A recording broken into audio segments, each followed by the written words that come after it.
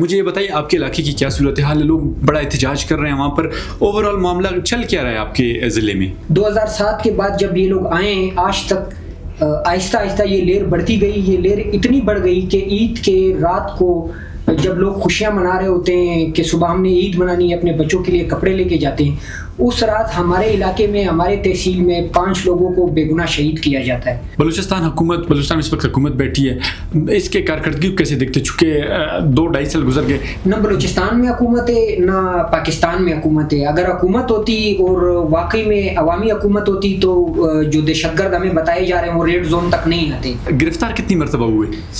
اصل میں گنتی میرے پاس نہیں ہے. میرے بھی بہت سارے دوست ہیں جو پی ٹی آئی میں ہیں، وہ جو مرکز کی اس وقت قیادت ہے، موجودہ سیٹ اپ جو ہے، اس سے کافی مایوس ہیں. آپ کے ساتھ بھی ایسی گفتگو کی ہوگی آپ کے ورکرز نے. کیا واقعی ایسا کچھ ہے کہ مرکزی جو قیادت ان کے فیصلوں سے پی ٹی آئی ورکرز مایوس ہو چکے ہیں؟ کوئی اگر مارنگ کو غدار سمجھتا ہے تو بلوچستان کے سارے نوجوان غدار ہے، صدام بھی غدار ہے. میں اسے سلوٹ کرتا ہوں. کوئی غدار نہیں ہے. اس ملک کی پالیسی جو ہے وہ اس وقت طاقتور حلقے بنا رہے ہیں. بھائی ہمیں 4th شیڈول میں ڈالنے سے دہشت گردی کنٹرول نہیں ہوگی.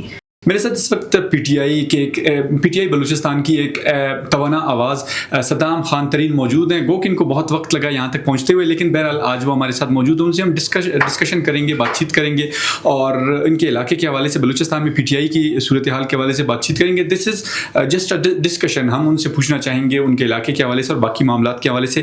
Thank you so very much Saddam صاحب for your time, for coming hair.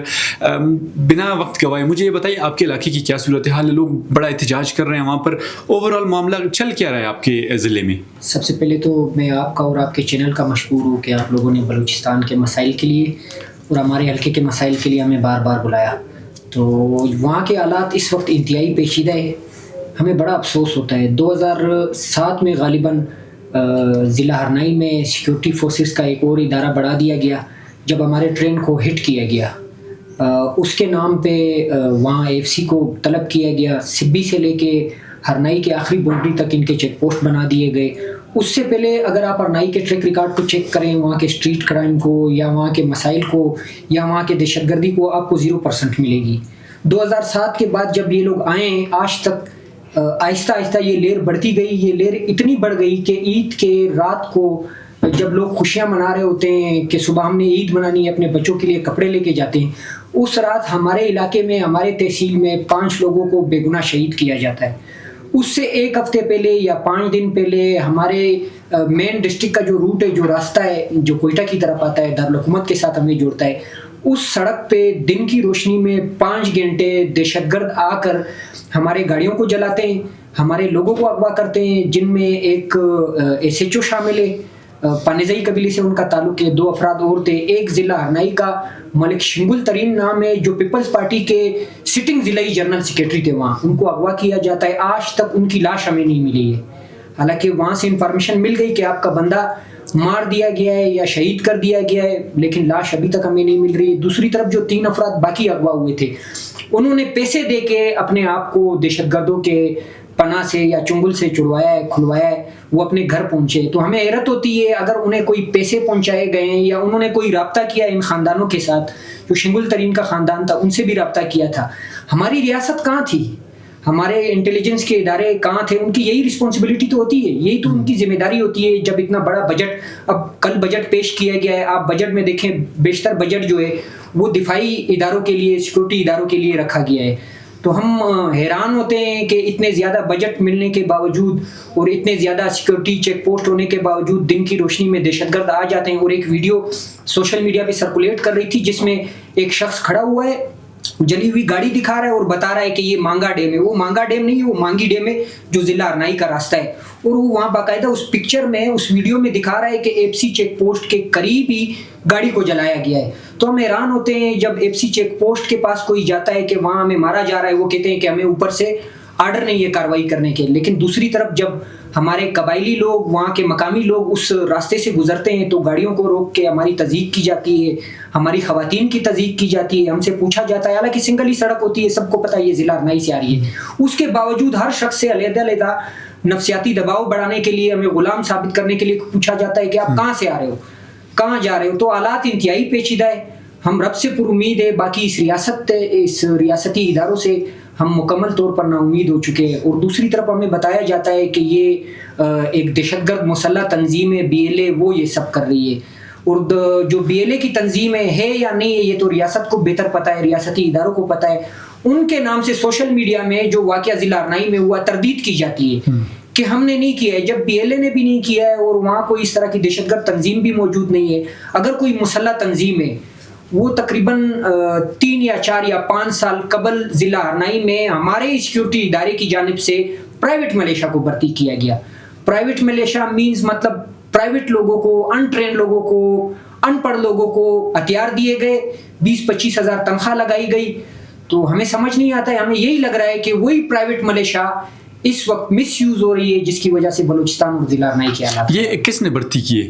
یہ ہمارے اپنے سیکیورٹی ادارے نے, FCC نے باقاعدہ وہاں کے نوٹیبل کو بلا کر, نوٹیبل مینز جو ان کے بنائے ہوئے لوگ ہوتے ہیں, ملک, نواب, سردار وڈیرے, ان کے سرپرستی میں یہ سب کچھ کیا گیا اور آج تک یہ سب کچھ چل. سر آپ کو, آپ کی اپنی ایک پولیٹیکل ویو ہے آپ کا, آپ کو کیا لگتا ہے یہ واقعات کیوں وہاں پر رونما ہو رہے ہیں تو تمام بلوچستان میں زیادہ تر, لیکن آپ کے علاقے میں کیوں وہاں پر رونما ہو رہے ہیں؟ کوئی خاص وجہ آپ کو لگتا ہے اس کی کوئی خاص وجہ ہوگی؟ اس کی سب سے بڑی وجہ جو ہے مجھے ضلع ارنائی کی جغرافیائی لوکیشن لگتی ہے, بالکل بلوچستان کا سینٹر ہے. اور اس کی بڑی وجہ جو ہے وہاں بڑے پیمانے پہ جو وسائل موجود ہے, جو معدنیات موجود ہے. جہاں تک میں نے سنا ہے, میں مطلب کنفرم تو نہیں کہہ سکتا ہوں, لیکن میں نے سنا ہے کہ ضلع ارنائی میں کرومائٹ, گیس, تیل, گیس تو باقاعدہ وہاں سے ماری گیس کمپنی کے نام سے نکل رہی ہے اور کوئٹہ کینٹ آ رہی ہے, ضلع ارنائی کے عوام کو نہیں مل رہی ہے. تیل, کوئلہ, سنگ مرمر, اس کے ساتھ ساتھ میں نے گولڈ کا بھی سنا ہے. جو حالات خراب ہو رہے ہیں, جن ایریے میں خراب ہو رہے ہیں, وہ یہی بتایا جا رہا ہے کہ اس ایریے میں بڑے پیمانے پہ گولڈ پایا جاتا ہے. تو ہم ایران ریاست کی پالیسی پہ, اگر ایک ضلع میں, ایک صوبے میں بڑے پیمانے پہ وسائل موجود ہے تو اسے آپ مطلب نگیٹو سینس میں جانے کے بجائے پرو طریقے سے آپ اس علاقے کے لیے, وہاں کے عوام کے لیے, اس صوبے کے لیے, اس ملک کے لیے آپ بہتر بھی تو استعمال کر سکتے ہیں. آپ وہاں سے معدنیات کے ذریعے وہاں کی پسماندگی ختم کر سکتے ہیں, وہاں کی غربت ختم کر سکتے ہیں, وہاں کی بے روزگاری ختم کر سکتے ہیں. جب تک مطلب عوامی فیصلے نہیں مانے جائیں گے تو ہمیں نہیں لگتا ہے کہ یہ حالات ٹھیک ہوں گے, یا اس ملک میں جو اس وقت عدم استحکام ہے وہ استحکام کی طرف جائے. آپ بالکل درست کہہ رہے ہیں. عوام کی طاقت کہا جاتا ہے خدا کی طاقت ہوتی ہے. بالکل. اچھا, عوام کا کیا رسپانس ہے یہاں پر؟ عوام کیا چاہتی ہے؟ عوام تو آپ 8 فروری کے الیکشن کی مثال میں آپ کے سامنے رکھتا ہوں. عوام کو جمہوریت میں, کسی بھی ملک میں جو ٹائم ٹینور ہوتا ہے اس کے بعد دوبارہ اسے رائے کا حق دیا جاتا ہے تاکہ وہ اپنے ملک, اپنے صوبے, اپنے حلقے کے لیے بہتر لوگوں کا چناؤ کر سکے. 8 فروری کو بڑے پیمانے پہ پاکستان تحریک انصاف کے امیدوار, حالانکہ ہم سے ہمارا انتخابی نشان بھی چھینا گیا, ہمارے ساتھ جبر بھی کیا گیا, ہمیں کمپین بھی نہیں کرنے دی. مجھے سرکاری لیٹر آ رہے تھے کہ آپ کے اوپر دھماکہ ہوگا, اور پھر دھماکہ ہوا بھی, لیکن اس دھماکے میں ملوث لوگ آج تک پکڑے نہیں گئے ہیں. جو 4 افراد شہید ہو گئے بے گناہ, جو 5 زخمی, وہ آج تک ان کے لواحقین اور ہماری جماعت اس انتظار میں کہ ہمیں انصاف ملے گا. 8 تاریخ کو بڑے پیمانے پہ ہمیں ووٹ پڑا میرے حلقے میں, حالانکہ میں ایک پسماندہ صوبے سے, پسماندہ حلقے سے تعلق رکھتا ہوں. شاہزین بگٹی, نواب شاہزین بگٹی اور میر دوستین ڈومکی جو ہے, ان کو ہم نے شکست دی. یہ ایک بہت بڑی تبدیلی تھی, ایک انقلابی تبدیلی تھی. لیکن افسوس کا مقام ہے جو ریاست اور جو ریاستی ادارے بیانیہ بناتے تھے کہ بلوچستان کے حقوق کو جو ہے وہ یہاں کے سردار, نواب, وڈیرے غصب کرتے, لیکن اس الیکشن نے ثابت کیا کہ ہمارے حقوق کو اور کوئی نہیں, ہماری ریاست, ہمارے ریاستی ادارے غصب کر رہے ہیں. ہمارے فارم 45 کے رزلٹ کو مسخ کر کے فارم 47 کے ذریعے میرے حلقے پہ میاں خان بگٹی کو مسلط کیا. میاں خان بگٹی نے ہر پولنگ میں جو ہے, بیشتر پولنگ میں ان کا رزلٹ موجود ہے میرے پاس, وہ 0-0 آ رہے ہیں, یا غلطی سے کہیں کسی نے 5 ووٹ یا 1 ووٹ یا 2-3 ووٹ انہیں کاسٹ کیے. لیکن مجھے بعد میں پتہ چلا کہ میاں خان صرف غیر سیاسی نہیں بلکہ کرمنل مائنڈ رکھتے ہیں. ان کے اوپر آپ کے ریاست نے, آپ کے ریاستی اداروں نے 30 FIR سے ابو FIR ان کے اوپر لانچ کیے ہیں. اور FIR کس طرح کے FIR ہے؟ چوری کے, ڈکیتی کے. جب آپ اس طرح کے مائنڈ کے لوگوں کو قومی اسمبلی میں زبردستی بٹھائیں گے اور نوجوانوں کو اور ان کی رائے کو یا عوام کی رائے کو آپ دیوار سے لگائیں گے, پھر تو مسائل ختم ہونے کے بجائے ظاہر سی بات ہے بڑھیں گے, جو بڑھتے ہوئے نظر بھی آ رہے ہیں. بالکل بالکل. کاروبار کی کیا صورت حال ہے آپ کے علاقے میں؟ کاروبار مکمل طور پہ تباہ و برباد ہے, کیونکہ ہمارے علاقے میں اس وقت 2 معاشی ذرائع, ایک زراعت ہے, دوسرا جو وہاں کولے کے مینز موجود ہے. کولے کے مینز کے حوالے سے آپ کو نظر آ رہا ہے ڈیلی بیسس پہ یا ویکلی بیسس پہ یا منتھلی بیسس پہ آپ کو وہاں واقعات نظر آئیں گے جس میں ٹرکوں کو جلایا جاتا ہے, کوئلے کو جلایا جاتا ہے, ٹھیکیداروں کو اٹھایا جاتا ہے, ان سے بتے لیے جاتے ہیں, اور بتے جو ہے وہ پاکستانی اکاؤنٹ میں لیے جاتے ہیں. پاکستانی یہاں جو سگنل کمپنیاں ہیں موبائل کی, ان کو یوز کر کے دھمکیاں دی جاتی ہے, اور دوسری طرف سے ریاست ان کا سراغ لگانے میں مکمل ناکام ہے. تو وہاں کے مقامی لوگ جو ہے, جو اسٹیبل لوگ ہیں, وہ بھی وہاں سے مائیگریٹ کر رہے ہیں. اس لیے مائیگریٹ کر رہے ہیں کیونکہ وہاں ان کے جان مال کا تحفظ نہیں ہے.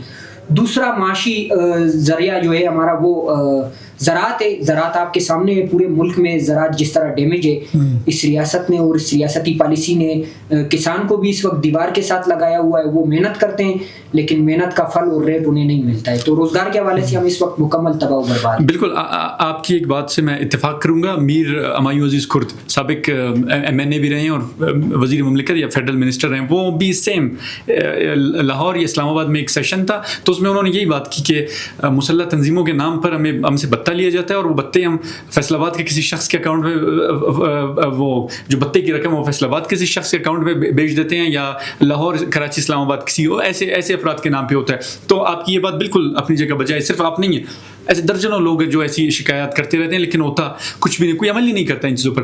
اوور آل معاملہ تو یہ ہے. اب آپ کیا سمجھتے ہیں ضلع ارنائی میں آپ کے کانسٹیٹوئنسی میں حالات کیسے بہتر ہو سکتے ہیں؟ چونکہ یہ میں اور آپ ڈسکس کر رہے ہیں. I want to know your issues, آپ کے مسئلے میں جاننا چاہ رہا ہوں کہ وہاں پر یہ تو مسئلے ہیں, اب ان کا کوئی آپ کے خیال میں کچھ سدباب ہو سکتا ہے, ان کا کیا کیور کیسے کیے جا سکتے ہیں؟ یہ مسئلے سیکیور کرنے کے لیے سب سے پہلے تو آپ کو عوامی فیصلوں کو تسلیم کرنا ہوگا.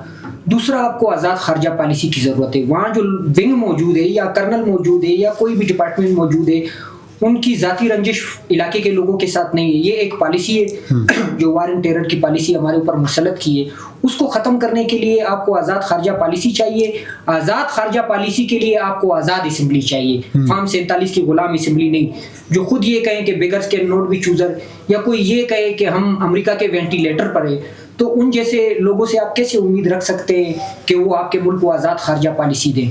ایک ہی شخص آیا تھا جس نے آزاد خارجہ پالیسی دینے کی کوشش کی, جس نے اپنے عوام کے لیے سستا تیل خریدنے کی کوشش کی, سستا گندم روس سے خریدنے کی کوشش کی, اور دوسری طرف انہوں نے وار اینڈ ٹیرر کی پالیسی سے نکلنے کے لیے طاقتور اسٹیبلشمنٹ رکھنے والے اشرافیہ ملک کو, امریکہ کو, جس طرح انہوں نے ایبسولوٹلی نوٹ کہا, اگر آپ کے ملک میں وہ اس وقت بیسس دے دیتے تو جس طرح ایران, اسرائیل اور امریکہ کی جنگ میں سعودی یا دوسرے ممالک میں امریکہ کے موجود اڈوں کو نشانہ بنایا گیا, اسی حساب سے آپ کے ملک میں بھی نشانہ بنایا جانا تھا. لیکن یہ عمران خان کی بہادری اور سمجھداری تھی کہ انہوں نے کورونا کرائسس کے ساتھ ساتھ اس ملک کے دہشت گردی کو بھی کنٹرول کیا. یعنی وہ ایک آزاد خارجہ پالیسی کی سوچ رکھتے تھے.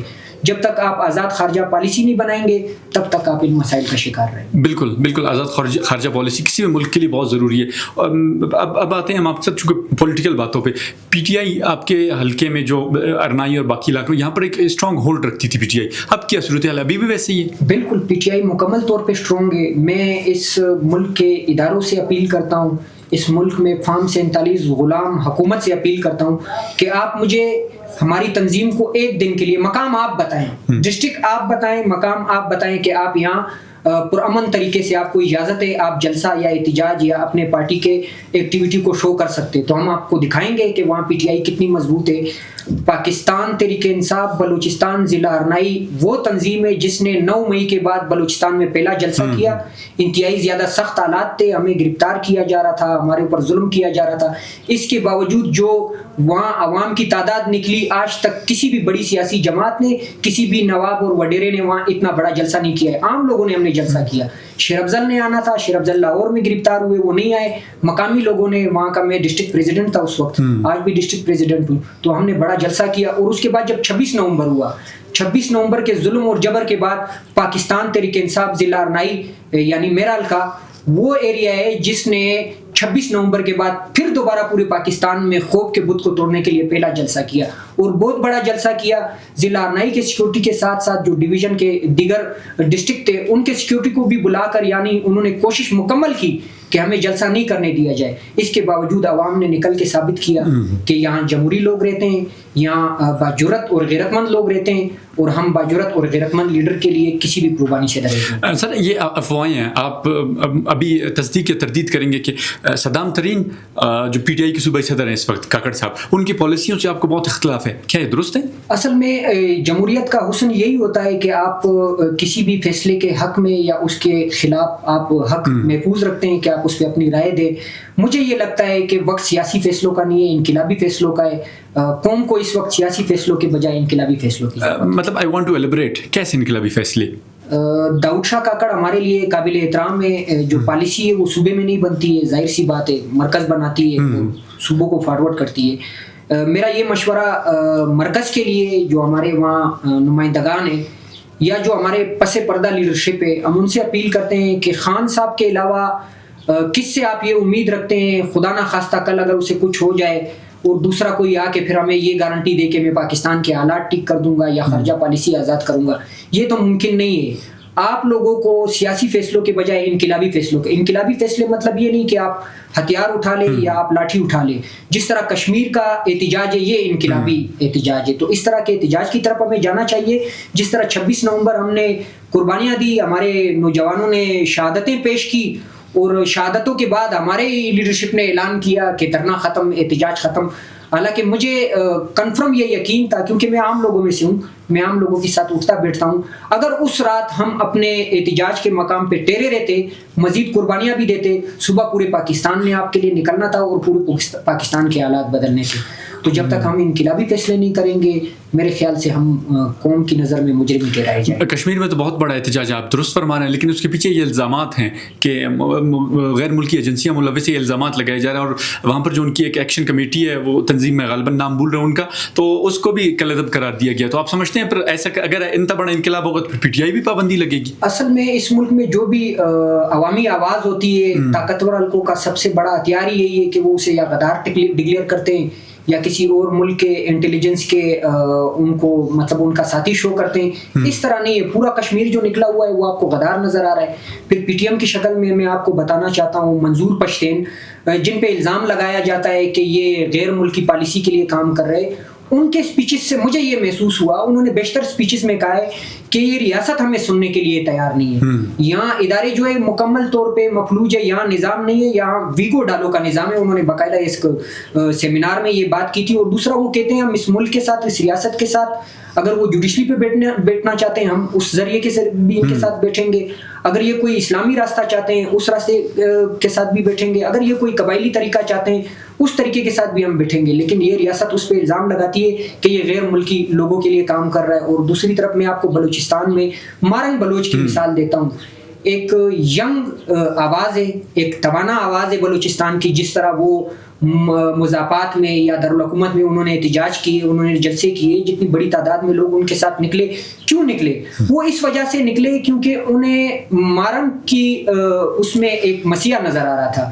کیوں نظر آ رہا تھا؟ کیونکہ آپ نے یہاں کے حالات اس طرح بنا دیے ہیں، اس طرح کے لوگوں کو ہمارے اوپر مسلط کیا ہے کہ لوگ، حالانکہ ہمارا بلوچستان جو ہے چاہے وہ پشتون بیلٹ ہو یا بلوچ بیلٹ ہو، وہ قبائلی لوگ ہیں، وہ عورت کے پیچھے جانا یا خواتین کے پیچھے جانا قبول نہیں کرتے. لیکن آپ نے حالات کی وجہ سے لوگوں کو اتنا مجبور کیا کہ مارنگ بلوچ کے ساتھ پورا بلوچستان نکلنے جا رہا تھا. آپ نے اس خوف میں مارنگ پہ بھی الزام لگایا، اسے آج تک جیل میں رکھا ہوا ہے، اور ثابت آج تک نہ آپ نے پی ٹی ایم پہ کیا نہ آپ نے مارنگ پہ کیا. دوسری طرف میں اپنی مثال دیتا ہوں، میں ایک سیاسی کارکن ہوں، ایک وفاقی جماعت کی آواز ہوں، ایک وفاقی آواز ہوں. اس ملک کو ایک گلشن دیکھنا چاہتا ہوں، ایک گلدستہ دیکھنا چاہتا ہوں. مجھے اس ملک میں، اس صوبے نے، اس صوبائی حکومت نے، اس وزیر داخلہ نے مجھے فورتھ شیڈول میں ڈالا ہے. فورتھ شیڈول میں کس کو ڈالا جاتا ہے؟ دہشت گردوں کو. دہشت گردوں کو آپ کے چیک پوسٹ کے سامنے انہیں اتنی کلیئرنس ملتی ہے کہ وہ گاڑیوں کو جلا دیتا ہے، اسے کوئی گرفتار نہیں کرتا ہے، ان کے اوپر کارروائی نہیں ہوتی ہے. اور جو لوگ دہشت گردی کے خلاف ہے، یعنی مارنگ کی آواز سمجھ لے، پی ٹی ایم کی آواز سمجھ لے، عمران خان کی آواز سمجھ لے، صدام کی آواز سمجھ لے، بلوچستان کے نوجوانوں کی آواز سمجھ لے، انہیں تو آپ فورتھ شیڈول میں ڈال رہے ہیں. ان کے تو گھروں کے دیواروں کو آپ پلانگ لیتے ہیں. مجھے گھر سے آپ نے زبردستی اغوا کیا، ان کے اوپر تو آپ ATC کے مقدمات بنا لیتے ہیں. لیکن دوسری طرف جو دہشت گرد ہے، آپ کے ملک کے ادارے کے آرمی چیف نے قریب ہی کہا تھا کہ اس صوبے میں 1500 دہشت گرد ہے. اب ہمیں سمجھ نہیں آ رہی ہے کہ 1500 دہشت گرد اتنی بڑی ریاست کو، اتنے بڑے سیکورٹی اداروں کو کس طرح انہوں نے مفلوج کیا. آپ کے ریاستی سیکورٹی ادارے دعویٰ کرتے ہیں کہ ہم نے انڈیا جیسی بڑی آبادی بڑی معیشت کو ہم نے 4 دن کے جنگ میں شکست دی, بھائی ہم فخر کرتے ہیں, ہم کہتے ہیں سلام ہے, آپ نے اچھا کام کیا. دوسری طرف آپ 1500 لوگوں کے سامنے مفلوج ہے. یعنی اگر ان تمام چیزوں کو ہم جوڑیں, یہاں سارے حالات مصنوعی ہے, کوئی حقیقی دہشت گردی نہیں ہے. جس طرح پشین میں تھانے کو مسمار کیا, مذاق ہے یہ, دن کی روشنی میں دہشت گرد آتے ہیں, تھانے کو مسمار کر کے چلے جاتے ہیں. یعنی جب تک آپ اپنے ان غلط پالیسیوں سے پیچھے نہیں جائیں گے. اور پھر الزام کیا لگایا جاتا ہے, ڈیجیٹل دہشت گرد. بھائی جس ٹائم یحییٰ خان تھے, جس ٹائم ضیاء الحق تھے, جس ٹائم یہ ملک دو لخت ہوا, اس وقت تو سوشل میڈیا بھی نہیں تھی. جس وقت بھٹو کو پھانسی دی, کیا وہ ڈیجیٹل دہشت گردوں نے دی؟ جب فاطمہ جناح کو بے گناہ شہید کیا گیا, کیا وہ ڈیجیٹل دہشت گردوں نے کیا تھا؟ جو آپ کے ملک کے بانی ہیں, آپ کہتے ہیں, آپ بتاتے ہیں, ہم بھی انہیں تسلیم کرتے ہیں, سلام کرتے ہیں, ان کے گاڑی کا یا ان کے ایمبولینس کا جو پیٹرول تھا, جو فیول تھا, کیا وہ ڈیجیٹل دہشت گردوں نے یا بی وائی سی نے یا پی ٹی ایم نے چرایا تھا؟ یا کشمیر میں جو آج لوگ نکلے ہیں جنہیں آپ غدار ڈکلیئر کر رہے ہیں, کوئی غدار نہیں ہے. اس ملک کی پالیسی جو ہے وہ اس وقت طاقتور حلقے بنا رہے ہیں. جب تک ان کے بجائے عوامی فیصلے نہیں ہوں گے, رول آف لا کے تحت نہیں ہوں گے, تب تک آپ کے حالات بہتر نہیں ہوں. سر میرے بھی بہت سارے دوست ہیں جو پی ٹی آئی میں ہیں, وہ جو مرکز کی اس وقت قیادت ہے, موجودہ سیٹ اپ جو ہے, اس سے کافی مایوس ہیں. آپ کے ساتھ بھی ایسی گفتگو کی ہوگی آپ کے ورکرز نے, کیا واقعی ایسا کچھ ہے کہ مرکزی جو قیادت ان کے فیصلوں سے پی ٹی آئی ورکرز مایوس ہو چکے ہیں؟ میں ورکرز کے حوصلوں کو سلام کرتا ہوں. اگر پاکستان تحریک انصاف کے بجائے کسی اور تنظیم کے ورکر کے ساتھ اتنا ظلم اور جبر ہوتا جتنا پی ٹی آئی والوں کے ساتھ ہوا ہے, تو آج وہ ختم ہو جاتے. لیکن اس کے باوجود میں انہیں سلام کرتا ہوں, وہ آج بھی گراؤنڈ پہ موجود ہے. رہ گئی لیڈرشپ کی بات, ہم اس وقت حالت جنگ میں بہت سارے غلط فیصلے بھی ہوئے ہیں جو نہیں ہونے چاہیے تھے, لیکن ہمیں اپنے ملک کے مستقبل کے لیے, اپنے آنے والے نسل کے مستقبل کے لیے, اور اپنے اس لیڈر کے لیے جس نے ہمارے لیے گولیاں بھی برداشت کی, آج تک جیل بھی برداشت کر رہا ہے, گرمی سردی بھی برداشت کی, ہر مشکل برداشت کی, اس کے شریک ازدواج جو ہے وہ بھی آج جیل میں, ان کے گھر کے چار دیواری کو پلانگا گیا, ان کے گیٹ کو توڑا گیا, وہ اس لیے کیونکہ وہ اس ملک میں ہمارے حقوق کی جنگ لڑ رہا تھا.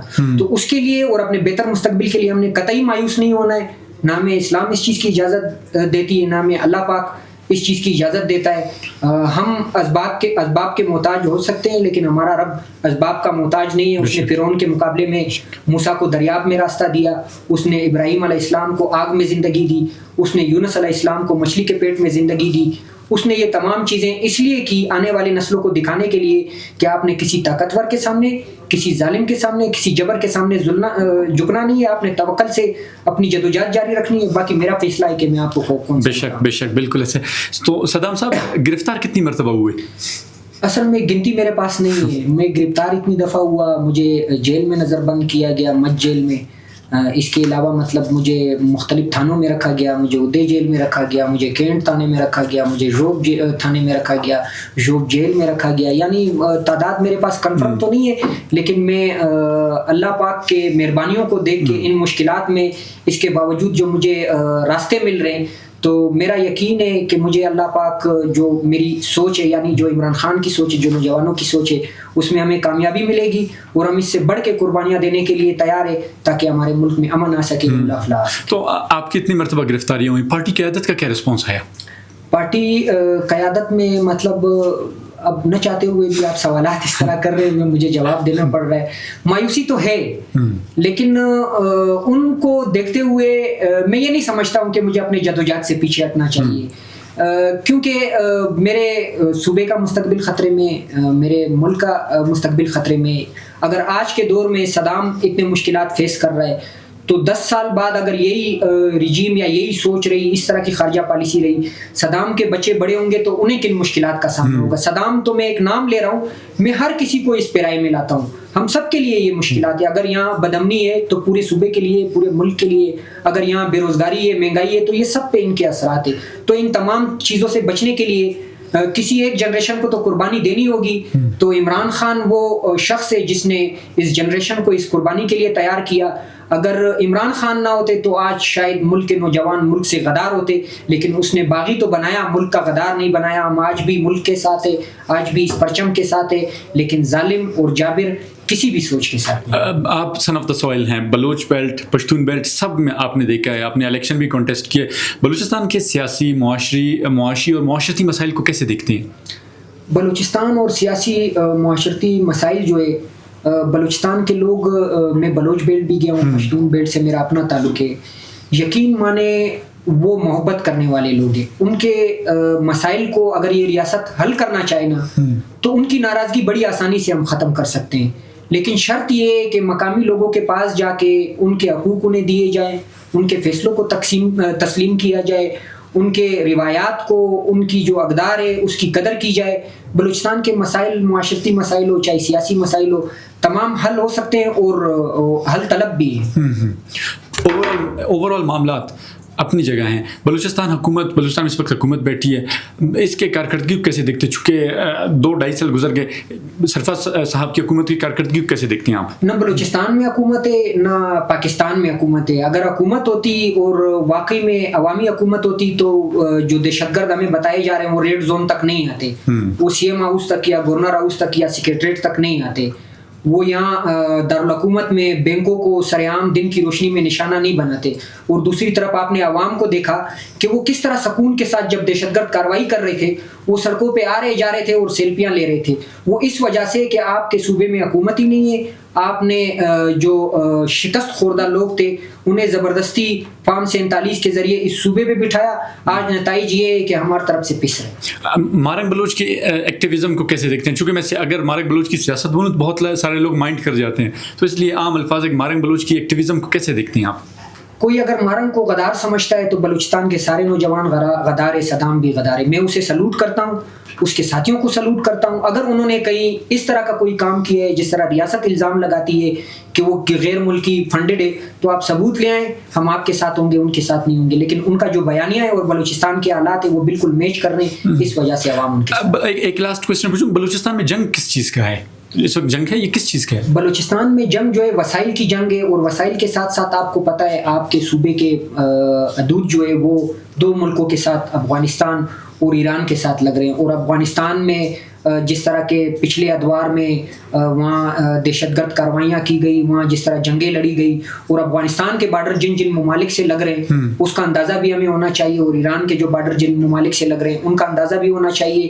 یہاں اس چیز میں بھی کوئی شک نہیں ہے کہ بین الاقوامی طور یہاں دہشت گردی کے لیے یا یہاں کے حالات کو خراب کرنے کے لیے کوشش کی جا رہی ہے, لیکن اس کوشش کو ہم خود کامیاب کر رہے ہیں. جس طرح میں فارم 47 کی غلام حکومت کی مثال دیتا ہوں, BYC کو دیوار سے لگانے کی مثال دیتا ہوں, عوامی مینڈیٹ کو چوری کرنے کی مثال دیتا ہوں. جب آپ اس طرح کے کام کریں گے تو آپ کے نوجوان مایوس ہو کے, ظاہر سی بات ہے جب انسان مایوس ہوتا ہے تو وہ غلط راستے کی طرف جاتا ہے. تو یہ غلط راستہ اگر آپ نے بند کرنا ہے تو یہاں کے عوامی فیصلوں کو مان کر, اور یہاں جو معدنیات ہے ہمارے لیے سب سے بڑا مسئلہ جو ہے, نہ ہم ملک کے خلاف ہے نہ ہم کسی ادارے کے خلاف ہے. ہمارا گناہ یہ ہے کہ ہمیں اللہ نے وسائل سے مالا مال وطن دیا ہے, چاہے وہ بلوچ بیلٹ ہو یا پشتون بیلٹ ہو. جس طرح سندک پروجیکٹ ہے, جس طرح ریکارڈنگ پروجیکٹ ہے, ایک صوبے میں سونے کے کان ہیں, سونا نکل رہا ہے, اس صوبے میں نہ بجلی ہے نہ گیس ہے نہ تیل ہے. یہاں ہم نے عید کے دنوں میں 800 روپے پر لیٹر ایرانی پیٹرول خریدا ہے, حالانکہ ایرانی پیٹرول جب وہاں سے اسمگل ہو کے یہاں آتا ہے 15 روپے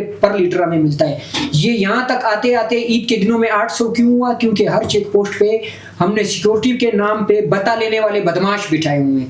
تو ان تمام تر چیزوں کو جب تک ہم ٹھیک نہیں کریں گے بلوچستان اور اس ملک کے حالات ٹھیک نہیں. سر 4th شیڈول میں ہیں آپ, کیا مشکلات ہوتی ہیں جب کوئی 4th شیڈول میں ہوتا ہے؟ ٹریولنگ میں کیا مشکلات ہوتی ہیں؟ باقی معاملات کیسے مینیج کر پاتے ہیں آپ؟ 12 تاریخ کو یہاں بلوچستان کوئٹہ میں سیشن عدالت میں پیشی تھی ہماری. میں آیا یہاں تو پیچھے سے میرے واٹس ایپ میں مجھے ایک نوٹس بھیجا گیا CTT کی جانب سے کہ آپ 4th شیڈول میں آپ بغیر بتائے علاقے سے نہیں نکل سکتے ہیں, آپ نکلیں گے تو 8822 پتہ نہیں کون سے دفات لگائے ہوئے تھے دہشت گردی کے, آپ کے اوپر FIR کاٹی جائے گی. بھائی میں ایک سیاسی کارکن ہوں, میری مجبوری ہے, کبھی میری کوئٹہ میں پیشی ہے, کبھی میری پشین میں پیشی ہے, کبھی میری اسلام آباد میں پیشی ہے. میرے بینک اکاؤنٹ کو فریز کر دیا گیا ہے. پاسپورٹ تو میرا ہے نہیں, لیکن میرے ساتھ 5 اور ساتھیوں کو انہوں نے 4th شیڈول میں ڈالا ہے, ان کے پاسپورٹ کو بلاک کر دیا ہے. اس کے علاوہ جو ہمارے جو قانونی رائٹس ہے وہ ہمارے اس وقت بلاک کر دیے گئے, ہمیں بلیک لسٹ کر دیا گیا ہے, صرف اس وجہ سے جو باتیں میں نے چند منٹ قبل آپ کے ساتھ اس انٹرویو میں کی ہے, ان باتوں کی وجہ سے مجھے 4th شیڈول میں ڈالا ہے. بھائی ہمیں 4th شیڈول میں ڈالنے سے دہشت گردی کنٹرول نہیں ہوگی. اپنی پالیسی کو چینج کریں, ہماری آواز کو تسلیم کرنے سے اس ملک میں حالات ٹھیک ہو سکتے ہیں. ہمیں 4th شیڈول میں ڈالنے سے اس ملک کے حالات ٹھیک نہیں ہو سکتے. Thank you so very much Saddam صاحب for your time for coming here. Balochistan کی ایک توانا آواز صدام خان ترین میرے ساتھ موجود